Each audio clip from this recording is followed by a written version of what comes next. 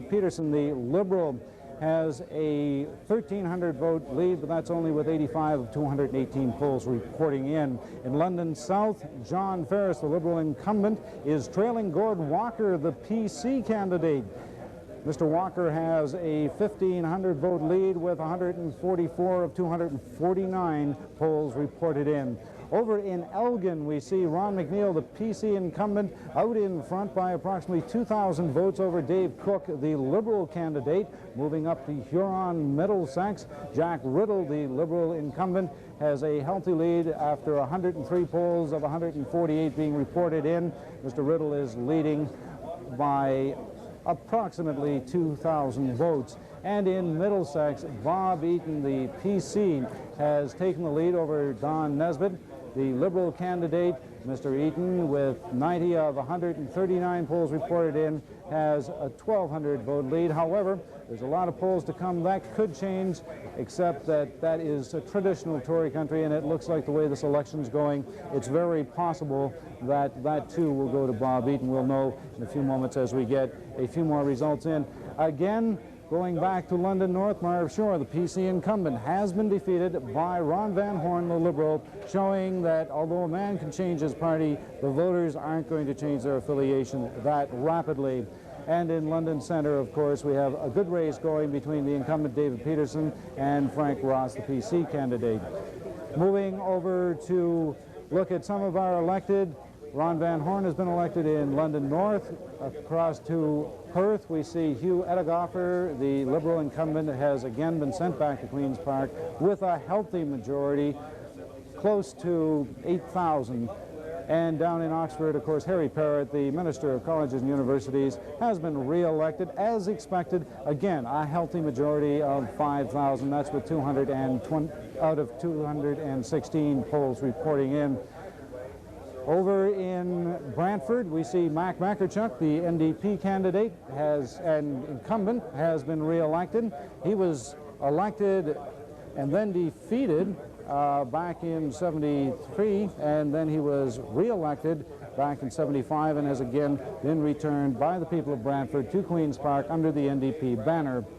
In Oxford, Norfolk, of course, the former Liberal leader, Robert Nixon, has won that seat again. He's held it since he won it in a by-election back in 1962, and no one is surprised by that outcome. Going over to Waterloo North, the city of Waterloo has lost a mayor. Herb Epp is on his way to Queen's Park with 175 of 194 votes. Rather not votes, 194 polls reporting in. We see that Mr. Epp has been elected. He has a very healthy lead of over 6,000 votes. In Wellington South, Harry Wharton, the Liberal incumbent, has been re-elected. And over in Kitchener-Wilmot, we see John Sweeney, the Liberal incumbent, has been re-elected, as has Jim Brydup up in Kitchener, the Liberal incumbent. The final vote tally has come in on Kitchener, and Mr. Brydup has won it by a huge margin of close to 8,000 votes. The election is still going. London South and London Centre should be very interesting tonight. Keep watching. This is CKCO-TV, Election 77.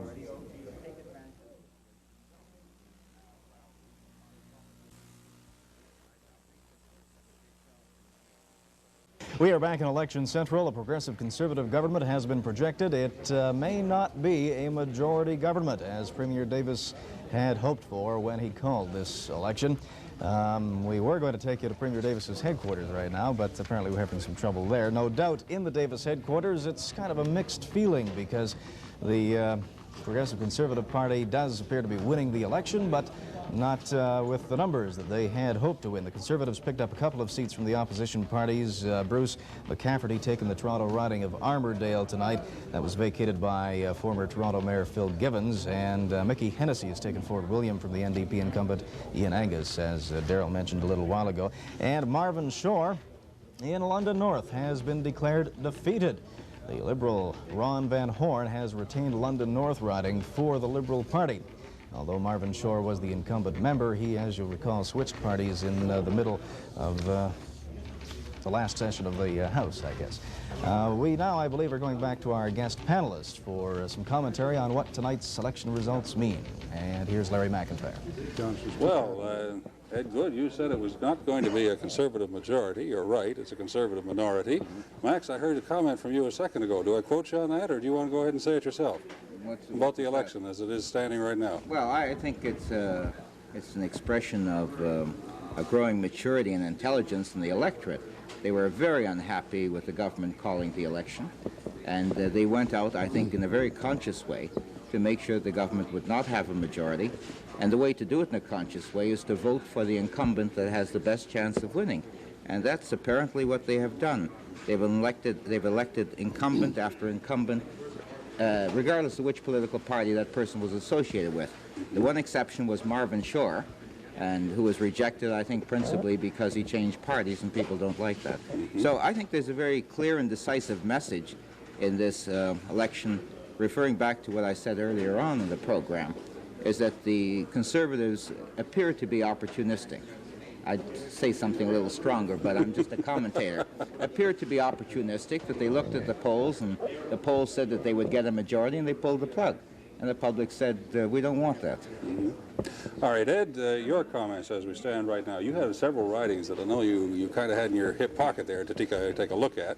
Well, yes, we were looking at some writings across the province that we thought could be a toss-up in any direction. Some were a very close fight. We thought that Middlesex riding, for instance, would be a close three-way fight. Well, it turned out that Gordon Hill did not turn out to be the heavyweight candidate, as did nor did Walter Miller in Grey South riding.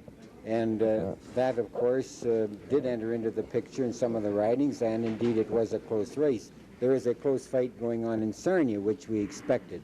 And generally speaking, as Max has said, the incumbents are retaining their seats, and even the new members that came in 18, 19 months ago seem to be retaining their seats with larger pluralities than they had at that time. I, for one, said there would not be a spring election. I just could not see how Mr. Davis could call it on the pretext of an amendment to a bill. There had to be a substantial confidence motion.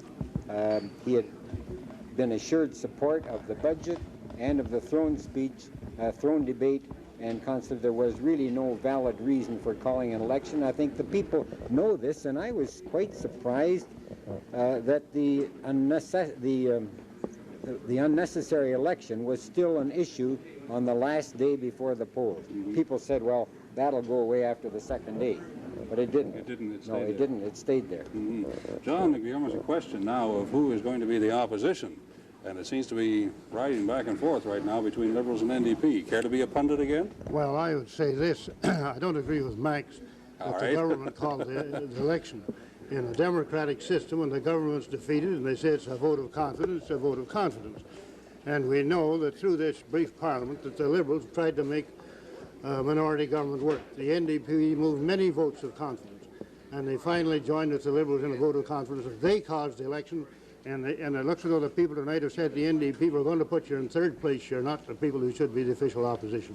Well, the night's not over. We'll find out as we go along. Well, we'll find out. I agree with that. I noted in the old writing that I represented that the Conservative candidate is well ahead, the Liberals in second place, and the NDP is well down. And I think that's what caused it. That plus $4 an hour minimum pay. All right. We'll see what happens anyway. Back to the main desk right now. Okay, thanks, Larry. The Conservatives have taken another one away from the NDP outside of our coverage area. In the riding of Peterborough, John Turner has defeated the NDP incumbent there, Gil Sandeman, in Peterborough riding. And it's interesting to note that a couple of people brought in by the NDP to appeal to the agricultural vote, Gordon Hill and Walter Miller, are placing third in their respective ridings. Right now, we'll go around our total coverage area to check on who has been elected. And first, here's Brian MacGorman.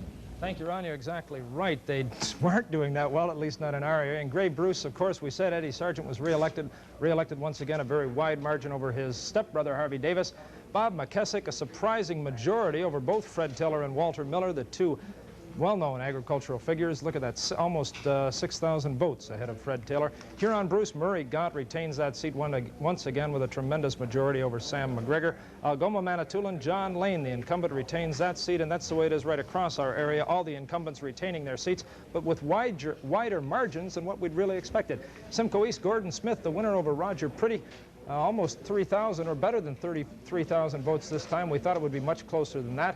Simcoe Center, George Taylor, the only incumbent, but that was held by the PCs last time, is again this time, almost 4,000 votes ahead of Paul Wessinger. In Dufferin-Simcoe, we still have no one elected at this point, but McCaig, a very large leader over Jim Wales. It looks like McCaig, the incumbent, will retain that seat as well.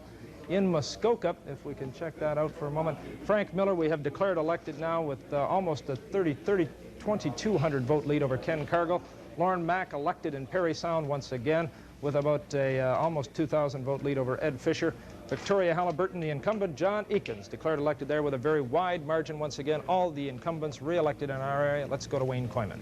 Okay, Brian, thank you very, very much. And as you mentioned, all the incumbents have been re-elected. The same holds true for our Channel 42 area. Out of 9 ridings, we have 6 elected. The 3 ridings that have not been declared yet all have new candidates running. That is, not one incumbent is running in the 3 ridings not yet projected. Let's run down our board very quickly for you. Having a look at Windsor Riverside, Fred Burr, the retired NDP candidate. It's very close there. David Cook still has the lead. Looking at Windsor Sandwich, Ted Bounsell, the NDP critic, he has been re-elected. In Windsor Walkerville, Bernard Newman, the Liberal, has been re-elected, another incumbent. Moving to Lambton, Lauren Henderson has been re-elected in Lambton. In Sarnia, look at the dogfight, still 200 vote difference. It's anybody's ball game there. In Chatham, Kent, Darcy McHugh has been re-elected, the Treasurer of Ontario, by over a 4,000 vote margin. To Kent Elgin, it's still too close to call. Less than 500 votes again between 3 new candidates. Jim McGugan, seeking to retain the seat as Jack Spencer retired for the Liberals, has that slight margin over Don Luckham of the PC, still too close to call. Essex North, Richard Ralston, Liberal, has been re-elected, 8,800 to 4,600 votes. And in Essex South, a new projection, Remo Mancini projected to be re-elected, defeating his nearest competitor, Frank Cleese, and that's the way things stand right now in our Channel 42 Southwestern Ontario area. We now move over to Bill Moffat. 13 area coverage. We have 17 of our 18 ridings. The winners have been declared elected. Starting up in Middlesex, Bob Eaton, the PC, the incumbent, has been re-elected. Jack Riddle for the Liberals in Huron-Middlesex has been re-elected. Down in Elgin, Ron McNeil has been returned for the Tories.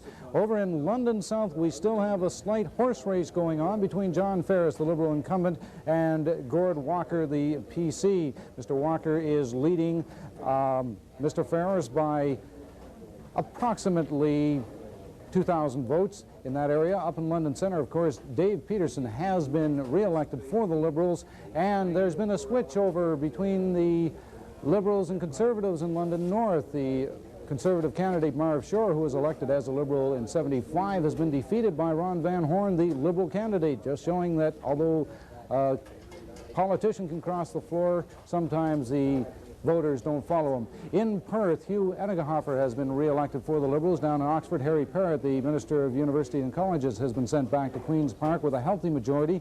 In Wentworth North, Eric Cunningham for the Liberals has been re-elected. Over in Haldeman, Norfolk, Gordon Miller has held on to the seats for the Liberals. He won it in '75, won it again tonight. In Brant, Oxford, Norfolk, of course, Robert Nixon, the former Liberal leader, has been returned for the Liberals. And in Brantford, Mac Makarchuk of the NDP has held on to his seat for the 2nd time in a row. And in Waterloo North, Herb App, the mayor of Waterloo, is on his way to Queen Park as a Liberal. In Wellington South, Harry Wharton for the Liberals has regained his seat. And in Wellington, Dufferin Peel, Jack Johnston for the Progressive Conservatives has been declared elected. Over here in Cambridge, Monty Davison of the NDP had a tough battle on his hands. However, he did come out ahead, won it for the NDP. And in Kitchener-Wilmot, John Sweeney for the Liberals has been declared elected, as has Jim Brydup, the Liberal House leader for the Liberals in Kitchener. And now back to Ron. All right, thank you, Bill, very much. So it looks like we will have a progressive conservative government once again in the province of Ontario. Looks like it may be another minority government. However, there are some ridings that are still too close to call that could swing over to the Conservatives. Stay with us. We'll be back in a moment. This is Election 77 on CKCO-TV.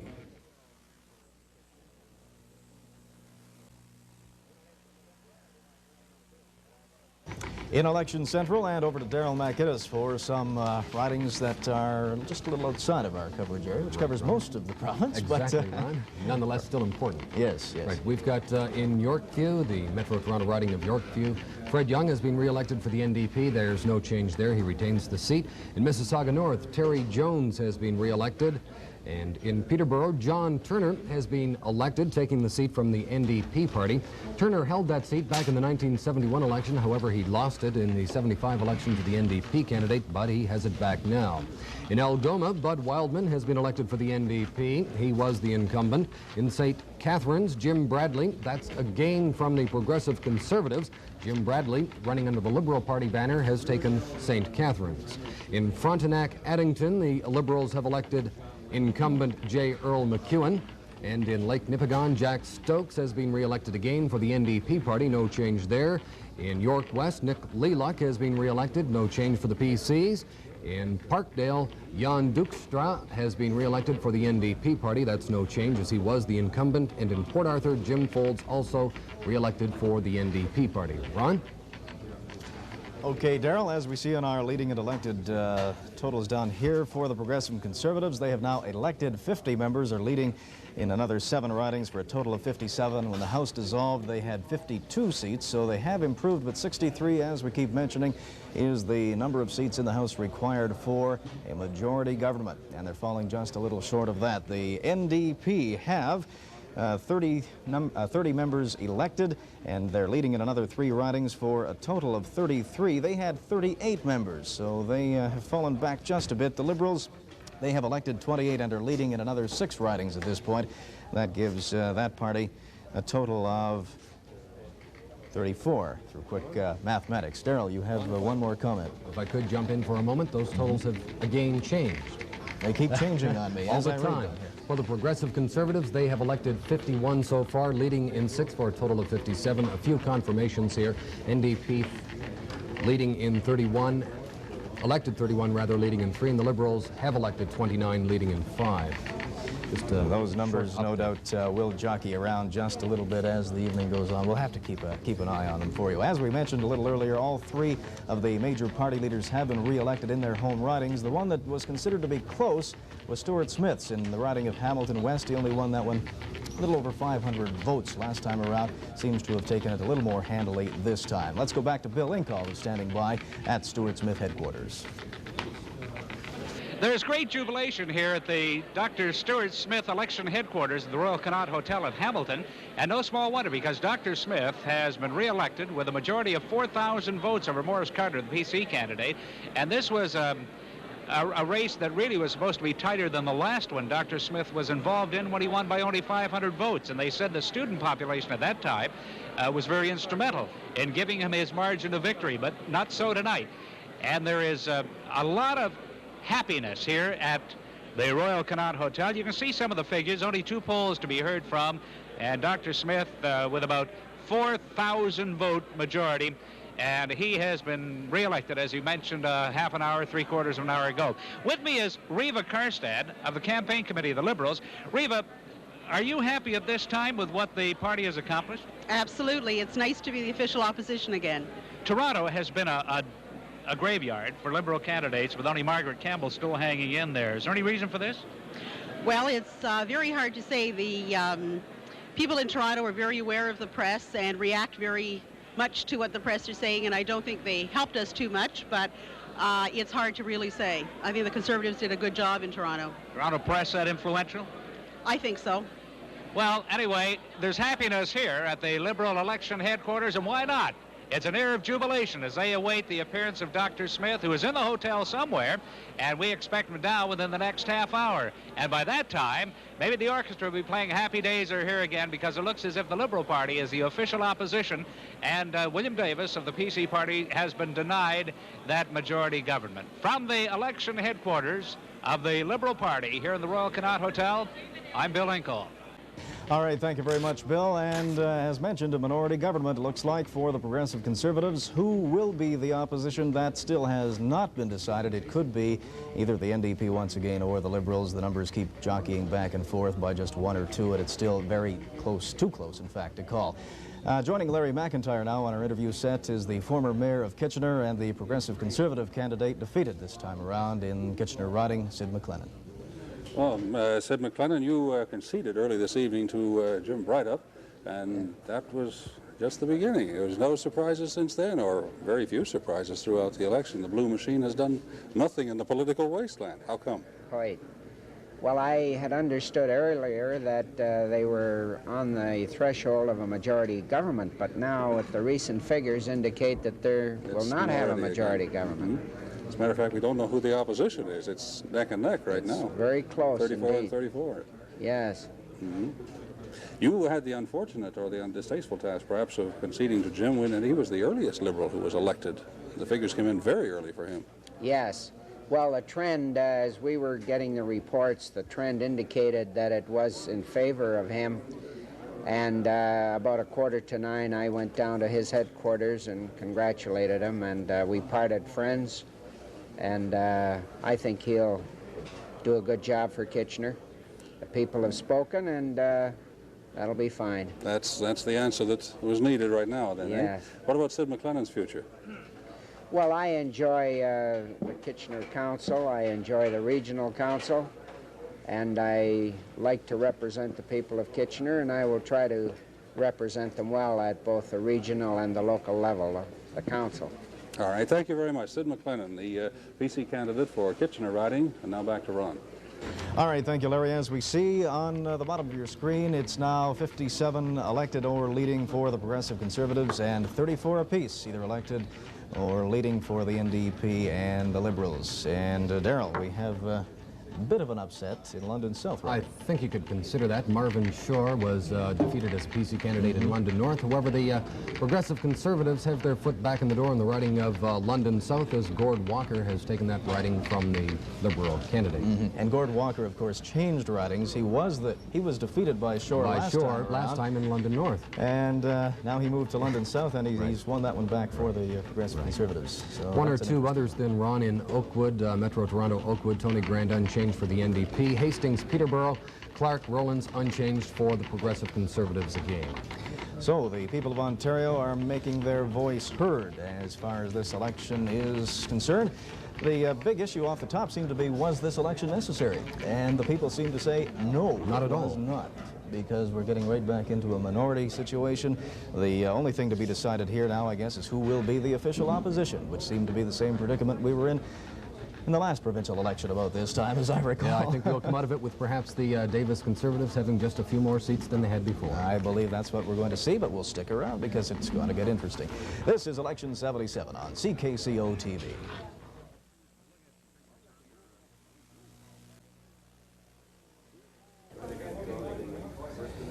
We've had a switch around between the Conservatives and the Liberals in the London area. The PCs lost one, picked one up, and vice versa for the Liberals. They lost one and picked one up. Going over to Kitchener, we see that Mr. Breidup has again been re-elected. He did a little better than he did in the last election. He has a majority of over 7,000 compared to the 4,700 he had in Kitchener. Dropping down to Kitchener-Wilmot, we see that John Sweeney has again been returned to office for the Liberals, increasing his plurality this time to about 5,000 votes compared to the 1,700 he had back in '75.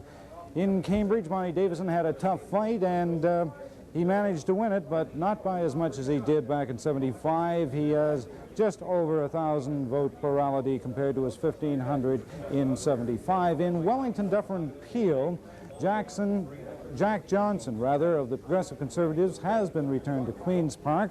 Mr. Johnston increased his plurality substantially. Back in '75, he only had a plurality of 712. This time, well over 3,000 compared to his closest rival, who was Dave Wright of the Liberals. Going up Wellington South, Harry Wharton, as expected, something seems to change in Wellington South. Harry Wharton was sent back with approximately the 6,000 to 7,000 plurality that he had in 75. In Waterloo North, a newcomer to the provincial field, but not a newcomer to politics in that area, Herb Epp, the mayor of Waterloo, is on his way to Queen's Park. He has won, and quite surprisingly won well, almost the same as the former Liberal incumbent, Ed Good, who retired this year. Both men back in 74, or 75 rather. Mr. Good had a 5,200 plurality.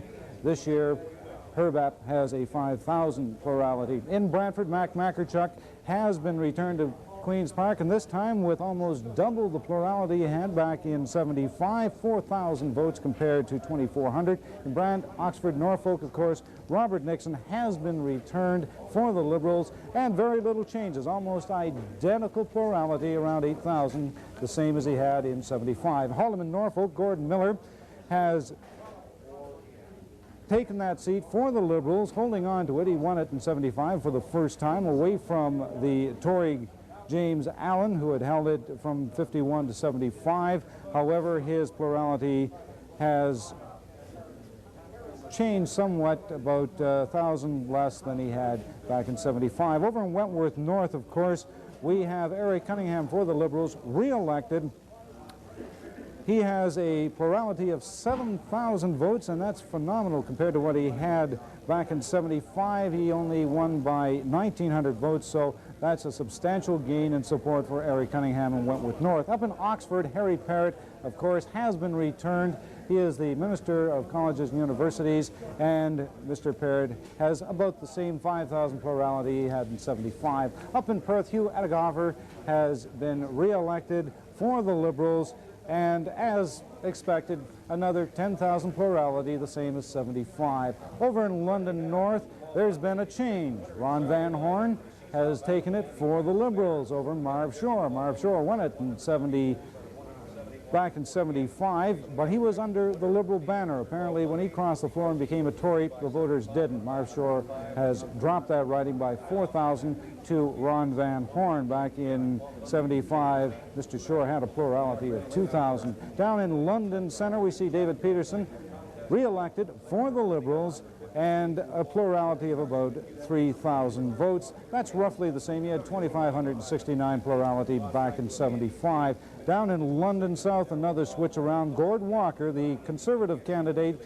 has taken that seat away from the Liberals. John Ferris of the Liberals has been defeated. Gord Walker won that seat with a 2,000 plurality, and when you consider the fact that John Ferris won the seat by only 559 back in 75, it's not that surprising. Moving over to Elgin, we see that Ron McNeil, the Progressive Conservative, has been re-elected. He has defeated Dave Cook by about the same as he did back in 75. 2,000. In 75, he had 1,800. Moving up to Huron Middlesex, Jack Riddle, the Liberal, has been re-elected, and he has seen his plurality, however, decline by about 1,100. He has a lead of about 2,600 votes compared to his plurality in 75 of 3,795. In Middlesex, we see an increase. Bob Eaton, the Progressive Conservative, held that seat in 75. And in this election, we see that he has maintained the seat for the Tories. However, he has seen a substantial increase in his plurality.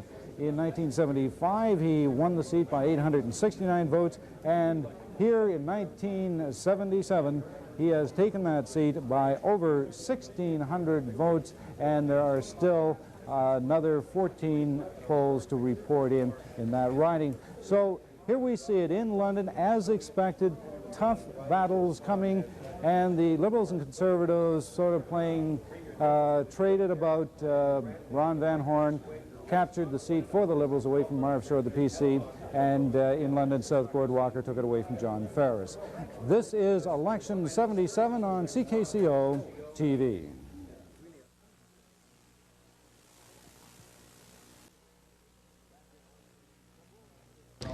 Back in Election Central, and we have some updated figures now for the leading and elected totals. The Progressive Conservatives, as we see, have elected 54 and are leading in another 3 ridings. That gives them a total of 57. 63 is the number needed for a majority. They're falling short of that. Looks like we will have, for sure, a minority government. So who will be the opposition over in the NDP column. It's now 31 elected and leading in 3. That's a total of 34. And the same for the Liberals. They are elected 29 and leading in a total of 5 for 34. Same number for the total figures for NDP and Liberal this time around. Stephen Lewis, what is he feeling like at this time of night, as perhaps he'll be ousted as the official opposition? Let's go to his headquarters now in Scarborough.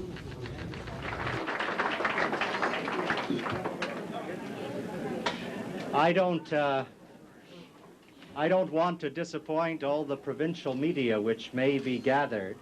I am here to thank you, the workers in Scarborough West, from the bottom of my heart, for the magnificent victory you fashioned for the NDP in this riding.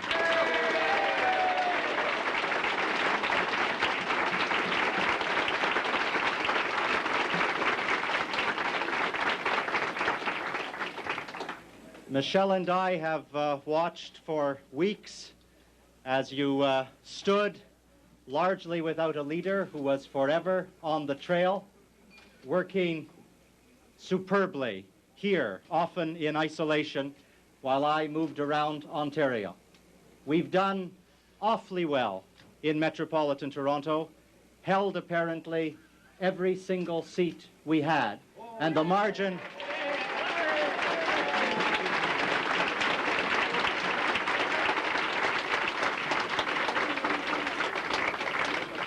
And the margin you've accumulated in Scarborough West, which I can see on the poll sheets yonder, is truly, truly splendid.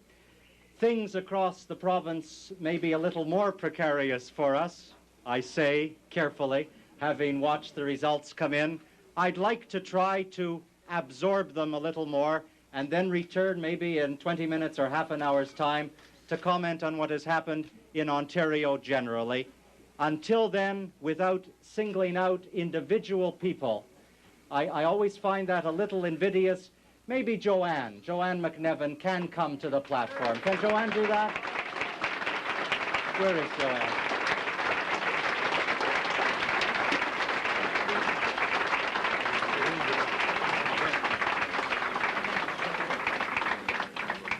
Probably in all our campaigns in Scarborough West, it's never moved so well. It's never been handled with such expertise and competence. I can't imagine a more loyal workforce, full-time, part-time, all of you who immersed yourselves. Thank you for the effort put. Be of good heart. We've come from behind before. Let me wend a weary way out of the hall briefly and return to talk to you again about the provincial results. Thank you all for being here. Stephen Lewis speaking from his headquarters in Scarborough, and whenever he does return to make a statement, we'll take you there as well. We also have cameras in Brampton, where the Premier has yet to make an appearance this evening, and of course in Hamilton West riding, where Stuart Smith has been personally re-elected. He, although has not entered the hall this evening, although as Bill Inkol reported, he is in the hotel. Now, Darryl, some more results from around the province as they come in. One of the reasons, Ron, if the New Democratic Party does not form the opposition again, may be that it's perhaps because the Progressive Conservative Party has made some inroads in Northern Ontario, which had been fairly strongly NDP in the last election. In Cochrane South, Alan Pope has won for the Tories. That's a gain from the NDP party. And as Stephen Lewis, the NDP leader, mentioned, pretty strong in Metro Toronto. High Park, Swansea, Ed Zimba, that's unchanged for the NDP party. He won that riding. And the Liberals have elected in York Centre Alf Strong. That's unchanged as he was the incumbent. And Leo Bernier has been re-elected in Kenora, so that is unchanged. And in Windsor Riverside, Dave Cook for the NDP also elected. All righty, Darryl, and I see over on Wayne's board, Paul Blundy in the Sarnia riding has been declared elected, and there it goes right across the bottom of our screen. They beat me to it. How about that? But a very, very quick, close match over there. Let's see, Blundy has 11,000 to 8,429 for Andy Brent. Now we'll go to Larry McIntyre standing by with defeated Progressive Conservative candidate Bob Gramlow in the Waterloo North riding. Larry? The Waterloo North seat, Bob, was one of the seats that was up for grabs in this election, and you were one of the people hoping to get it. It didn't work. No, it didn't work. You're using the other speech then tonight. Well, Yes, I think I am. I used it a couple of years ago. I suppose I could, you know, make a rerun of it too, but I was, of course, you know, disappointed. I think more so for the workers and my family than anyone else, because they had their heart in it, and so did everyone. But I went down and congratulated Herb, and Herb will be a good member. Was there any, in your case, was there any mayor of Wellesley versus mayor of Waterloo? I certainly don't think so. It didn't come out in the campaign. I don't think we really had any local issues at all. Okay. Max Saltzman is still with us. And Max, you had a very interesting comment a little bit earlier. This is wearing one of your other hats now as political scientist at Wilfrid Laurier University. Nice guy finishes first is what you're titling it. That's right. The old saw in politics is nice guys finish last. If there's any message in this election, it's that the nice guy doesn't finish last. I think Stuart Smith was a nice guy in this election, to this extent that he was being criticized by the press for falling over himself to keep the government in office. Dire predictions were made that he'll be destroyed. There'll be a polarization between the NDP and the Conservatives, with people taking sides. And Stuart Smith would be crushed in this kind of polarization. Instead of which, it seems if anyone has come out a substantial winner out of this campaign, it's Stuart Smith. And it also is of great interest to me for this reason, that I was part of the group under David Lewis in the Federal House. And one of the reasons that most political scientists and certainly observers gave as a reason for the NDP defeat was that we had cooperated with the Liberal government. And because we had cooperated with the Liberal government, the public was punishing us for that cooperation. I argued at the time that we were being punished not because we had cooperated, we were being punished because we pulled the plug on them. And I think this election bears that out, that it pays to be a nice guy in politics. Good. Max, thank you very much. Now, back to the main desk again. All right, thank you very much, Larry. Looks like we have a progressive conservative minority government of the province of Ontario. The Liberals coming on strong, though, and they may unseat the NDP as the official opposition, although right now it looks as if each has a total of 34 with the leading and electeds added up there. We'll be back in just a moment from Election Central. This is Election 77 on CKCO-TV.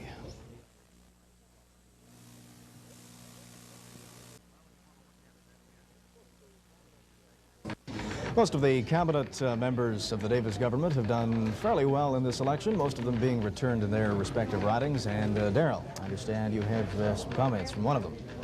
Yes, Darcy McHugh has been re-elected in the riding of Chatham-Kent with approximately a 4,000 vote majority.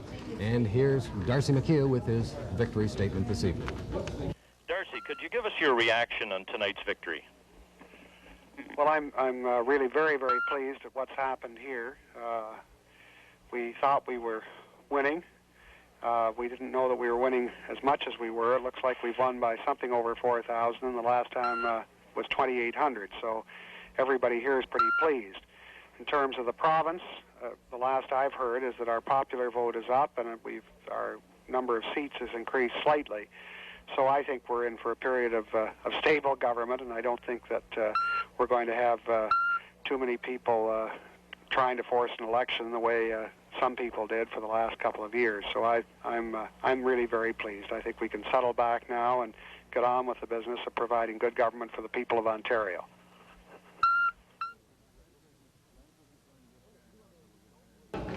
And a few other results worth mentioning from throughout the province. In Temiskaming, Ed Havrot has won for the Progressive Conservative Party. Again, that's a win from the New Democratic Party. Obviously, the Tory campaigning in the northern part of Ontario has paid off for the Tories. That's 3 this evening that they have managed to get in Northern Ontario from the NDP party. Again, another riding worth mentioning. I know that Wayne has gone into it earlier in the evening. Paul Blundy winning Sarnia for the Liberals, the former mayor of Sarnia beating out the current mayor, Andy Brand. And so that riding of Sarnia remains unchanged for the Liberals with that win. One riding in Northern Ontario that the NDP did not lose this time around, Nickel Belt, Floyd Logren retained that seat for the New Democratic Party. Ron? Okay, Darryl, very interesting that Sarnia riding, because the Progressive Conservatives really thought they had a good chance, and indeed they did. They did, yes. Very, very close to winning that one over to their side from the Liberals. Of course, that one had been held for a long, long time by the Liberal Party, but Paul Bundy managed to hold on to it for them this time around. We're standing by. Stuart Smith apparently is in the Royal Connaught Hotel in Hamilton, just waiting to make his appearance. As soon as he does, we'll take you there. And Premier Davis has yet to show up at his headquarters in Brampton tonight, probably wondering, should he wait? And, you know, who knows what, because he's the fella who thought he was going to come out on top of this with a majority this time around, and it looks like the voters have just said no. Minority was working, the election was not necessary, it cost a lot of money. It certainly did. And we're right back where we started from pretty well. And John Macbeth is back where he started from. The Solicitor General from the riding of Toronto Humber has just been re-elected, and so has Tom Wells, Education Minister, re-elected in the riding of Scarborough North. So, alrighty, Darryl. Jim Bredup, the House Leader for the Liberal Party, elected in Kitchener riding tonight, and he's standing by with Larry McIntyre. Larry? I see. Earlier this evening, we heard that Jim Bredup was the man who was a thermometer. He was the first Liberal who was re-elected, and seated with him right now, of course, is Jim Sweeney. So we have the entire city of Kitchener, the ridings represented here. And the township of Wilmot. And the township of Wilmot, which we better not forget. All right. What's going on, Jim? Well, at the moment, of course, we're just waiting to see what the official opposition result is going to be. Obviously, that's an important segment as we look forward to a new legislature, which I presume is going to probably be sitting right throughout the summer, but there's so darn much work to do. And it seems that Mr. Davis didn't get what he wanted, Mr. Lewis didn't get what he wanted, and Stuart Smith is the one that seems to have come out of this election in a good and solid position, and he's going to be a person we're going to hear a lot more from in these next few years. Max Saltzman, the political scientist, was just sitting where you were, Jim, and he was saying that it was the good guy who was finishing last. If there's anybody who was a winner in this election, it was Stuart Smith. Well, I think John would agree with that one. Oh, by all means. We started off slow, and Stuart wasn't really being listened to. But in the last 3 weeks, more and more people were saying to me, and certainly the political commentators in all the various media, were very clearly saying Stuart's the guy that's coming out with the creative, imaginative ideas.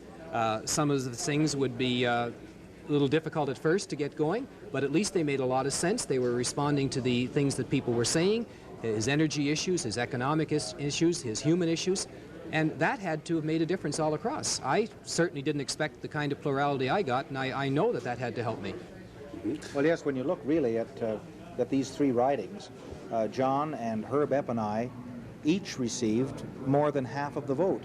That was true with Hugh Edekoffer, with Harry Wharton, with Murray Gaunt. You know, it would appear as though the people in the area are content with the work that Liberal members in this part of the province have been doing, and certainly, John, we're not relegated to the bleachers at all. No means. As far as Premier Davis is concerned, however, Kitchener-Waterloo is still his political wasteland. That's true, and we'll try to keep it that way. And we're going to keep it that way. I'm just loving to sit across from him and tell him that, too. Thank you very much, both of you, and Thank you. Congratulations to the two of you. Guys. Thanks very much. Thank you. A couple of very happy Liberal incumbents returned from the city of Kitchener and the Kitchener-Wilmot riding. We have John Sweeney and Jim Bredup there talking with Larry McIntyre. All right, Darryl, you have our first upset as far as Mr. Davis's cabinet is concerned tonight. Well, earlier in the evening it looked as though it just would not happen. I thought there were perhaps as many as 4 or 5 cabinet ministers that may have been in trouble earlier this evening, but it looks as though one finally has been defeated. Government Services Minister John R. Smith in the riding of Hamilton Mountain has been defeated by Brian Charlton, the NDP candidate in Hamilton Mountain. So that's one Davis cabinet minister out tonight. Just one, but... Okay, the Premier still has yet to make an appearance at his campaign headquarters. We have cameras standing by as soon as he does to make a statement. He's back in as Premier, but he does not have the majority that he was looking for.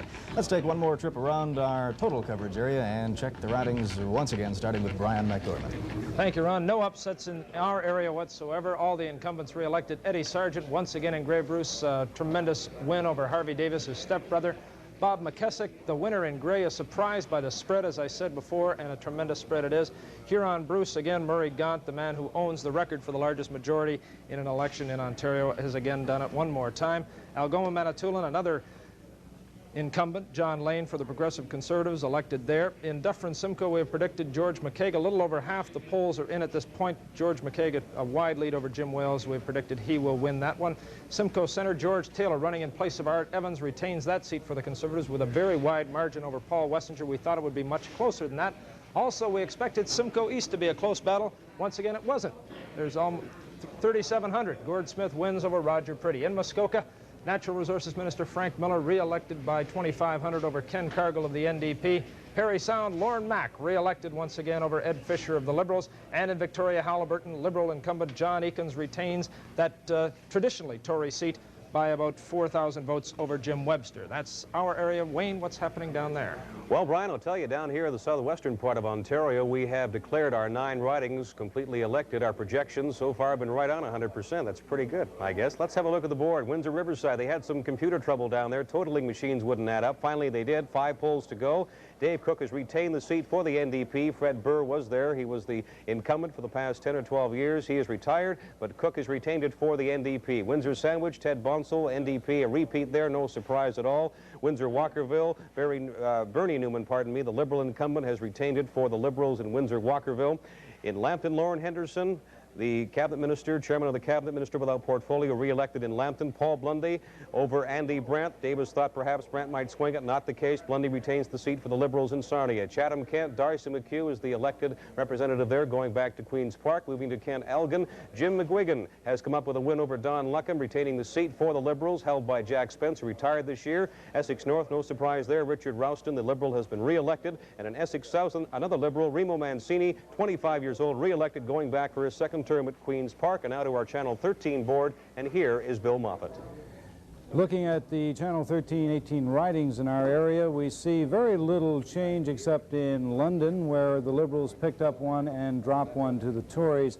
Going up to Middlesex, Bob Eaton, the Progressive Conservative, was re-elected, and in Huron, Middlesex, Jack Riddle for the Liberals was re-elected. Down in Elgin, the Progressive Conservative incumbent Ron McNeil was re-elected by the people. In London South, Gord Walker upset John Ferris, the Liberal incumbent, taking that seat for the Progressive Conservatives. And in London Centre, no change there. David Peterson won it for the Liberals.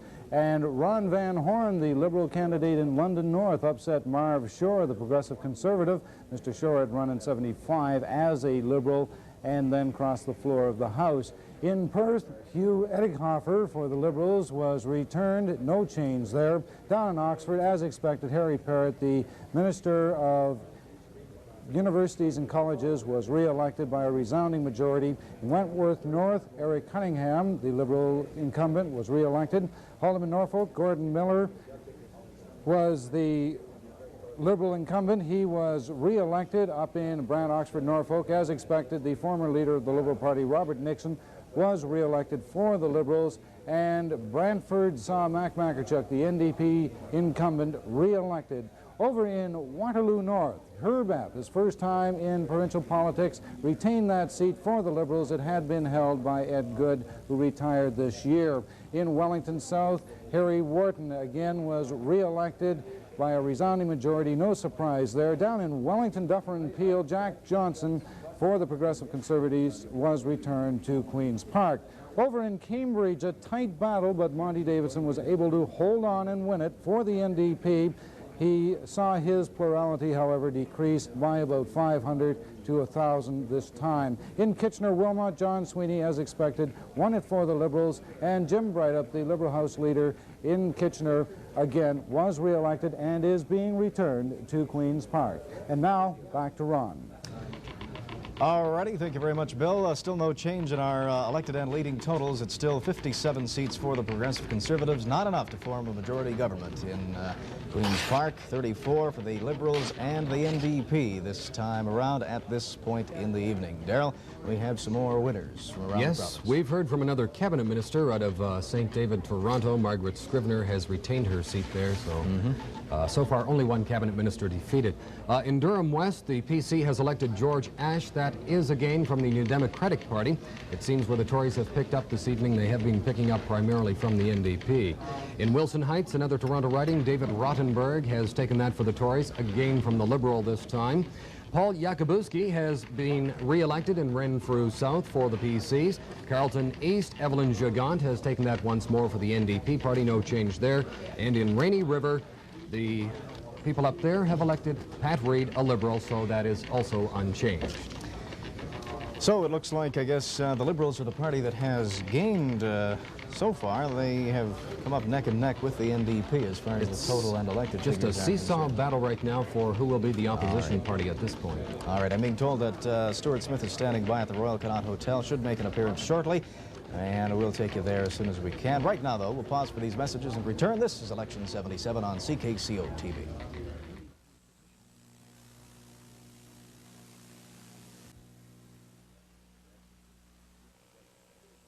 Stuart Smith has just arrived at his campaign headquarters in Hamilton. We'll take you there right now. The leader of the Liberal Party and the leader of Her Majesty's loyal opposition, Dr. Stuart Smith.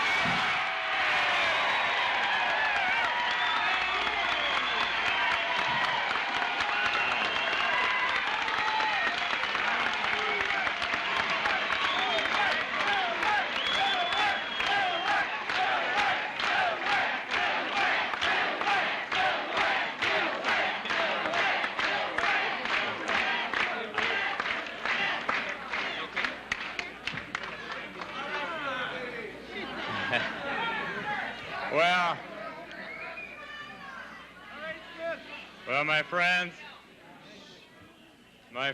my fellow Liberals, this is a wonderful evening for us. We didn't win the most seats, but it is a great victory for the Liberal Party.